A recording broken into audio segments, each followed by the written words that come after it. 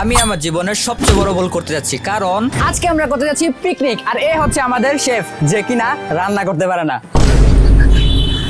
ভাই এত তো দিন আইলাম আমাদের রান্নাটা হইব কি জানলাম না, টেয়া শব্দ দিয়ে লিতেছি আমি। আচ্ছা, রান্না হইব তো আজকে নুডলস, আমরা সবাই নুডলস খাবো। আচ্ছা তো ভাই রান্নাটা করবে কে উইথ শেফ, মানে আমরা খাবো কি, মানে পেট একদম খাইলা হইলেছে গাইস, আমরা কি খাবো? Hell no, man. What the fuck? আচ্ছা আসো সবাই কাজ শুরু করে নিজের মতো, চলো। পেট পুরো খাবো। তারপর আমরা আমাদের কাজ শুরু করি মাটি খুঁড়া দিয়ে, কারণ রান্না করতে হলে চুলা লাগবেই, তাই আমরা মাটি খুঁড়ে চুলা বানাই। মাটি খুঁড়া ডান, এখন আমাদেরকে আগুন জ্বালানোর জন্য কাঠের প্রয়োজন, তাই আমরা কাঠ রেডি করতে থাকি। আচ্ছা, আমি দেখি পারি কিনা। পায়ে পড়লে সারা জীবনের মানে কি বলবো, শেষ অবস্থা খারাপ হয়ে যাবে। কোনো তুলনা আছে? শেষ, আমার সব শক্তি শেষ, আমি আর পারবো না। ইফাত, আমি পেরেছি। আন্তাজি। আমাদের যেহেতু কাঠ কাটা শেষ, তাই আমরা সবাই আগুন ধরাতে ব্যস্ত হয়ে পড়লাম। আর এইটা করতে গিয়ে সবাই সবচেয়ে বেশি বিরক্ত হয়েছে, তার কারণ আপনারা নিজেরাই দেখে নিন। বারবার আগুন জ্বালানোতে ব্যর্থ হওয়ার পরেও আমরা আবারও ট্রাই করতে থাকি, আবার করি, আর আবারও করি। দাও স্যার, আমি একবার করে দাও, তোমার তো বাবাই আগুন ধরাইতেছে। লাস্ট পর্যন্ত কোনো উপায় না পেয়ে আমাদেরকে তেল দিয়ে আগুন ধরাইতে হয়।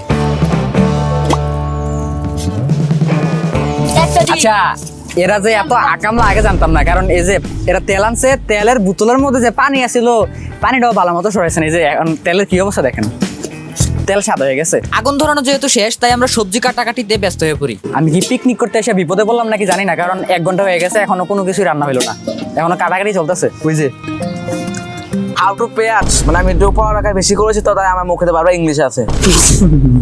আমি তো বাংলাদেশে গায়ে এত থাকি না, বাংলাদেশ তো আমি ইমোশনাল না। I am come to Singapore. Bangladesh তো এরকম জায়গা ভালো লাগে না, এরকম এই যে দেখেন আমাদের সিঙ্গাপুরে কত সুন্দর। বেশি হয়ে যেতেছে ভাই। Guys, Bombay Morris. Tasty mosala. কাটাকাটি শেষ করে আমরা তাড়াতাড়ি করে রান্না করে ফেলি।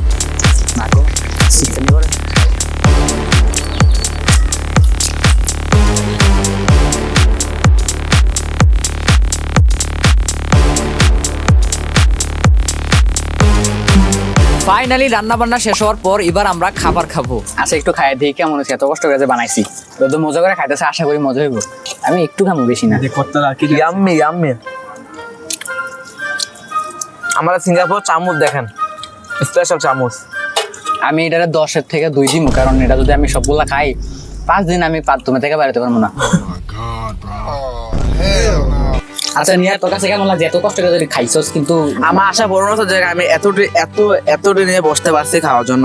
কিন্তু একটু মজা হয়েছে না? দিয়ানের কাছে কেমন লাগছে? আমাদের মোটে ভালো লাগছে, কোন এটি খাই ওয়াশরুমে গেলে আর 5 দিন বেরোতে পারবো না কেউ ওয়াশরুমে থেকে। ইফাদের কাছে কেমন লাগছে? ইফাদের কাছে কেমন লাগবো?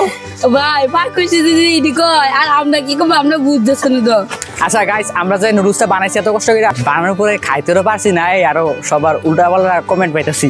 আচ্ছা যাই হোক, নুডলসটা আবার এত খারাপ হয়েছে না, আবার এত ভালো হয়েছে না, খাইতে তো পারছি না, আর সবাই উল্টাপাল্টা কমেন্ট করতেছে। খাইছি ঠিকই, কিন্তু 5 দিন আর কি বাথরুম থেকে বেরোতে পারবো না, পেটের এই অবস্থা। এখন থেকেই কিছু ফুটফুট আওয়াজ পাইতেছি। কিন্তু আমরা নিয়ার বেয়া তো ঠিকই খাইতে পারতাছে, দেখ না সিঙ্গাপুর আইছে না। আসলে আমরা কেউ খাইতে পারছি না, কিন্তু নিয়ারে ঠিকই খাইতেছে রে খাদাস।